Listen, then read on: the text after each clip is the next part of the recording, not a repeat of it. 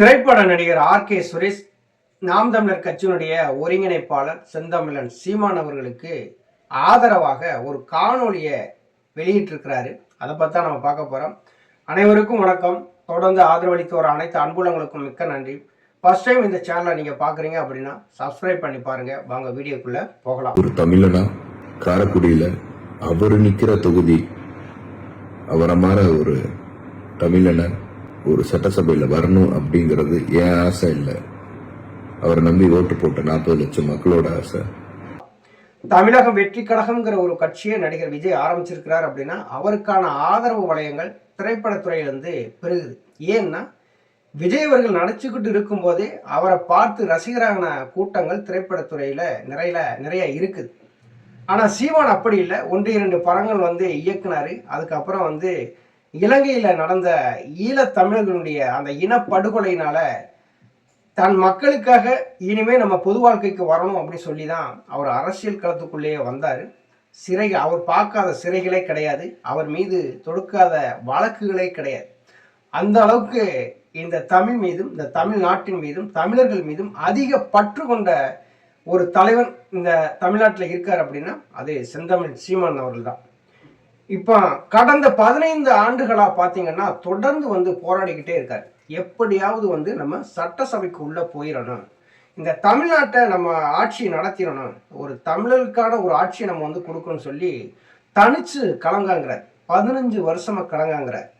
2016 முதலா தேர்தலை சந்திக்கிறாரு 1%. 2019 தேர்தலை சந்திக்கிறாரு 3%. 2020 தேர்தலை சந்திக்கிறாரு 6%. 2024 பாராளுமன்ற தேர்தலை சந்திக்கிறாரு 8.22%. மாநிலத்தில் அங்கீகரிக்கப்பட்ட கட்சியா இன்னைக்கு நாம் தமிழர் கட்சி இருக்குது. அதிமுக, திமுக, இன்னைக்கு நாம் தமிழர் கட்சி. இதற்கும் நடந்த தேர்தல்கள்லாம் பார்த்தீங்கன்னா நாம் தமிழர் கட்சியினுடைய சின்னங்கள் மாறியே வரும். அந்த சின்னங்கள் எல்லாமே 2வது பெட்டி, 3வது பெட்டி அப்படின்னு சொல்லி மக்கள் தேடி கண்டுபிடிச்சு அவங்களுக்கு வாக்களிச்சு இன்னைக்கு ஒரு அங்கீகரிக்கப்பட்ட கட்சியா, மாநிலத்தில் ஒரு அங்கீகரிக்கப்பட்ட கட்சியா நிலைநிறுத்திட்டாங்க. இந்த 2026 சட்டசபை தேர்தலில் முதல் பெட்டியிலேயே நாம் தமிழர் கட்சியினுடைய சின்னம் இருக்கும். ஏற்கலப்பையோடு அசல் சீமான் மாதிரியே அந்த சின்னம் இருக்கும். 1, 2, 3 இந்த இடங்கள்ல நாம் தமிழர் கட்சியினுடைய சின்னங்கள் இந்த முறை இருக்குது. பெரிய வரவேற்பை பெற்றிருக்கு.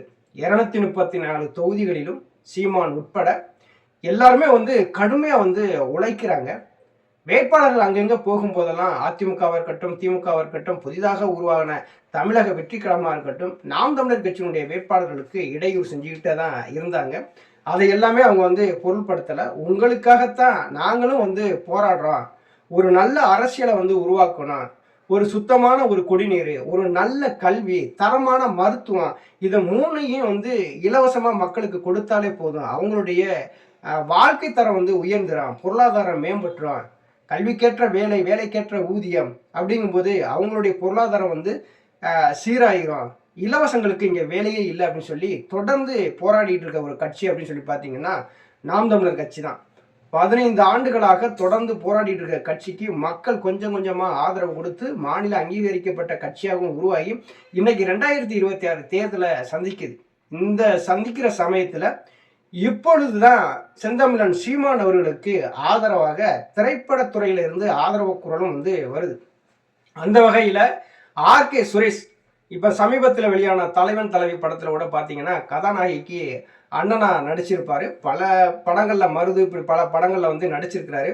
அவர் இது அதிமுக தலைமையிலான இருக்கக்கூடிய அந்த என்டிஏ கூட்டணியில் தான் அவர் இருக்கிறார். இருந்தாலும் செந்தமிழன் சீமான் அவர்கள் இந்த முறை சட்டசபைக்கு உள்ள போகணும் அப்படின்னு சொல்லி ஒரு காணொலி வெளியிட்டிருக்கிறாரு. உண்மையிலேயே வரவேற்கத்தக்கது தான். 15 ஆண்டுகளாக தொடர்ந்து போராடிக்கிட்டு இன்னைக்கு களத்தில் நிற்கிறாரு ஒரு தமிழர், ஒரு தமிழ்நாட்டுக்காக, ஒரு தமிழ் தேசியம் பேசக்கூடிய நாம் தமிழர் கட்சியினுடைய ஒருங்கிணைப்பாளர் சீமான் சட்டசபைக்குள்ள போகணும். கருத்தியல் ரீதியாக சில முரண்பாடுகள் இருந்தாலும் இன்னைக்கு தமிழகத்தில் இருக்கக்கூடிய எல்லா மக்களும் எதிர்பார்க்குறாங்க சீமான் இந்த முறை சட்டசபைக்குள்ள போகணும் அப்படின்னு சொல்லி எதிர்பார்க்குறாங்க. 2024 36 லட்சம் பேர் வாக்களித்து இன்னைக்கு அங்கீகரிக்கப்பட்ட கட்சியாக மாற்றின மக்கள் இந்த முறை அவரை கைவிட்டுறாதீங்க, அவர் தமிழ் தேசம் பேசக்கூடிய ஒரு தலைவனா இங்க வந்து இருக்கிறாரு. ஒரு தமிழ் உணர்வோடு தொடர்ந்து போராடி இருக்கிறாரு. கை விட்டுறாதீங்க. இந்த முறை அவரை காரைக்குடியிலிருந்து தேர்ந்தெடுத்து நீங்க சட்டசபைக்குள்ள அனுப்புங்க அப்படின்னு சொல்லி ஒரு காணொலியை உருக்கமா வெளியிட்டிருக்காரு. ஒரு தமிழன், ஒரு பச்சை தமிழன் சட்டசபைக்குள்ள போகணும் அப்படின்னு சொல்லி அந்த காணொலி வந்து வெளியிட்டிருக்காங்க. அந்த காணொலி நம்ம கேட்கும் போதே நமக்கே கொஞ்சம் அது புல்லரிக்குது.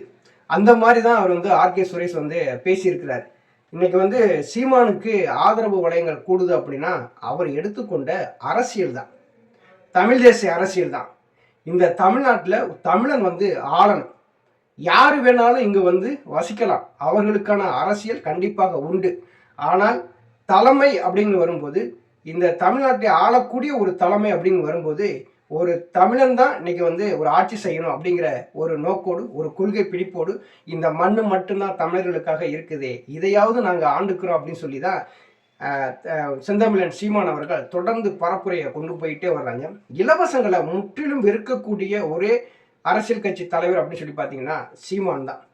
இடைவிடாது யாரோடையும் சமரசம் செய்யாம, இது யாரோடையும் பேரம் பேசாம தனிச்சு களத்தில் நின்று போறாரு பாருங்க. அவருடைய தைரியத்துக்காவது நீங்க வந்து வாக்களிச்சு அவங்களை வெற்றி பெற்று நீங்க சட்டசபைக்குள்ள அனுப்புங்க அப்படின்னு வந்து சொல்லியிருக்கிறார். உண்மையிலேயே சீமான் அவர்கள் கொஞ்சம் காம்ப்ரமைஸ் பண்ணியிருந்தாருன்னு வச்சுங்களேன், இன்னைக்கு அந்த கட்சி இருக்கிற இடம் தெரியாம போயிருக்கும்.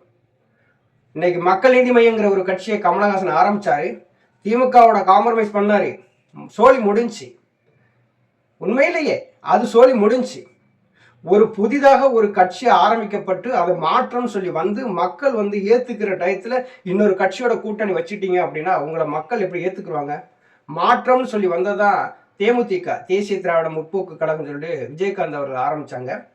அந்த கட்சி அதிமுகவோட கூட்டணி வச்சது மறுபடியும் 2016 வந்து இது நாங்கள் தனிச்சு நிற்க போறோம்னு சொல்லிவிட்டு மக்கள் நல கூட்டணி ஒன்று ஒரு ட்ராக் எடுத்து போனாங்க. அந்த கட்சியினுடைய சோழியே முடிஞ்சு. எப்போதுமே மாற்றம்னு சொல்லி நீங்கள் வந்துட்டீங்க அப்படின்னா யாரோடையும் வந்து காம்ப்ரமைஸ் பண்ணாமல் இருக்கணும். அப்படி இருந்தால் தான் மக்கள் வந்து நம்புவாங்க. இன்னைக்கு செந்தமிழன் சீமான் அவர்களை நம்புகிறாங்க. இன்னைக்கு விவசாய சின்னத்துக்கு வாக்களிக்க மக்கள் தயாராகிட்டாங்க. நான் முதல்ல சீமானை பற்றி நான் பேசக்கூடிய வீடியோவா இதைத்தான் இருக்கும்னு நான் நினைக்கிறேன். தனிப்பட்ட முறையில் சீமானை பற்றி மட்டும் பேசக்கூடிய வீடியோ இதுதான். உண்மையிலேயே ஒரு தரமான ஒரு அரசியல்வாதி. பல பேர் பல விதமாக பல அவதூறுகளை பரப்பலாம், அது வந்து அவர்களுடைய காழ்ப்புணர்ச்சி. இப்போ சமூக வலைதளங்களில் தான் நிறைய வீரர்கள் வந்து இருக்கிறாங்க. நேராக பார்த்தாங்கன்னு வச்சுங்களேன், வாழை சுருட்டிக்கிட்டு உள்ள போயிடுவாங்க. ஏதோ நம்ம இல்லை அப்படிங்கிற மாதிரி வந்து போயிடுவாங்க. அந்த சமூக வலைதள வீரர்கள் தான் இந்த அவதூறு கருத்துக்களை பரப்புறது. ஆனால் சீமான் அவர்களுடைய வீடியோ நீங்கள் கொஞ்சம் நேரம் கிடைச்சது அப்படின்னா யூடியூப் சேனலில் போய் பாருங்கள். சீமான் ஸ்பீச்னு போட்டு அடிங்க. அவர் பேசின ஒவ்வொன்றும் அந்த யூடியூப் சேனல் வரும். அதை நீங்கள் பார்த்தாலே தெரிஞ்சு போகும், அதை கேட்டாலே நீங்கள் தெரிஞ்சு போகும். இவ்வளவு அரசியலில் இவ்வளவு இருக்கா அப்படின்னு சொல்லி தெரிஞ்சு போகும். அந்த மாதிரியா ஒரு அரசியல் பேசக்கூடியது.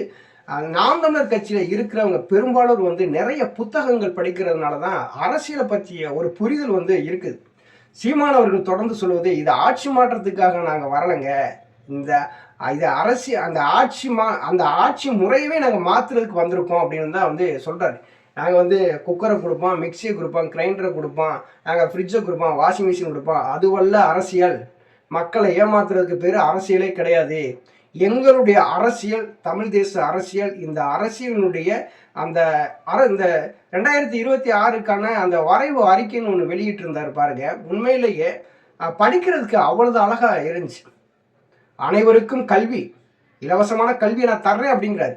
அனைவருக்கும் அரசு வேலை தர்றேன் அப்படிங்கிறாரு. எப்படி தர முடியும் அப்படின்னு சிலர் கேட்குறாங்க. ஏன் தர முடியாது அப்படின்னு சொல்லி அவர் எதிர்த்து குரல் கேட்கிறாரு. இன்னைக்கு பாலை வந்து நம்ம வெளிமாநிலத்திலிருந்து தான் நம்ம வாங்குறோம், கறியை வெளிமாநிலத்திலிருந்து தான் வருவோம். ஏன் நம்மளே அதை வந்து பண்ணுவோமே, நம்மளே வந்து ஒரு பண்ணையை வைப்போம், மாடுகளை வளர்ப்போம், ஆடுகளை வளர்ப்போம். நமக்கு எங்கெங்கே என்னென்ன விளைபொருட்கள் அதிகமாக வந்து விளையுதோ அந்த பொருள் சார்ந்து ஒரு தொழிற்சாலை உருவாக்கணும்னா அங்கே இருக்கக்கூடிய மக்கள் வந்து அரசு வேலையாக அதில் போட்டோம்னா தற்சார்பு நிலை வந்துடும் இல்லையா? தற்சார்பு பொருளாதாரம் தாங்க இங்கே ரொம்ப முக்கியம். அடுத்தவனை நம்பி எப்போதுமே வாழவே கூடாது அப்படிங்கிற ஒரு முறையோடு இங்கே அரசியல் பயணத்தை மேற்கொண்டு வர்ற செந்தமிழன் சீமான் அவர்களுக்கு ஆர்கே சுரேஷ் அவர்கள் அந்த வெளியிட்ட அந்த காணொளி உண்மையிலேயே சூப்பராக இருந்தது. நானும் நினைக்கிறது அதுதான். அதிமுக ஆட்சிக்கு வந்தாலும் பரவாயில்ல, திமுக ஆட்சிக்கு வந்தாலும் பரவாயில்ல, அதை பற்றி கவலையே கிடையாது. ஆனால் காரைக்குடியிலிருந்து செந்தமிழ் சீமான் தேர்ந்தெடுக்கப்பட்டு சட்டசபைக்குள்ள ஒரு தமிழன் உள்ள நுழைஞ்சான் அப்படின்னா தமிழ் தேசியம் பிறந்துருச்சு அப்படின்னு தான் அர்த்தம். நன்றி, வணக்கம்.